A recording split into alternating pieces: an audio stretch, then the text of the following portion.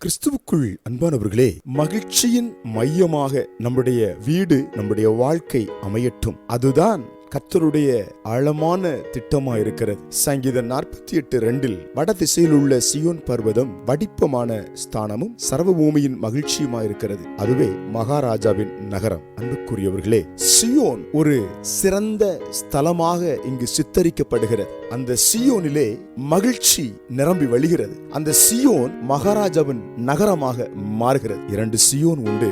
நம்முடைய வாழ்க்கை ஒரு சியோன், பரலோகம் ஒரு சியோன். ஆமென். பரலோக சியோனுள்ள மகிமை பூலோக சியோனில் வாழ்கிற நம்முடைய வாழ்க்கை அல்லது நம்முடைய சபை அல்லது நம்முடைய வீடு இவைகளில் இறங்கி வியாபரிக்க வேண்டும். அப்பதான் அந்த சியோன் என்ற சபை மகிழ்ச்சியாயிருக்கும், சியோன் என்ற குடும்ப மகிழ்ச்சியாயிருக்கும், சியோன் என்ற வாழ்க்கை மகிழ்ச்சியாயிருக்கும். ஒருவேளை இன்றைக்கு துக்கத்தினாலும் சஞ்சலத்தினாலும் வருத்தத்தினாலும் கவலையினாலும் நிரப்பப்பட்டு சியோனில் எழும்புகின்ற மகிமையை இழந்தவர்களாக, சியோனுக்குள் உலாவுகிற மகிழ்ச்சியை இழந்தவர்களாக நீங்கள் இருப்பீர்களானால், இன்றைக்கே சியோனிலிருந்து கர்த்தருடைய மகிழ்ச்சியும் சந்தோஷமும் ஆரவாரமும் உங்கள் இல்லத்துக்குள் இறங்கி வருகிறது. ஆமென். அது இறங்கி வந்த பிறகு உங்க வீடு மகாராஜாவின் நகரமாக மாறுகிறது. யார் அந்த மகாராஜா? அவர் இயேசு ராஜா. அவர் சமாதான ராஜா, அவர் மகிமையின் ராஜா, அவர் சிலுவையின் ராஜா, அவர் ராஜாதி ராஜா, அவர் வரப்போகிற ராஜா. அவர் நம்முடைய வீட்டுக்குள் உலாவும் போது நம்முடைய வீடு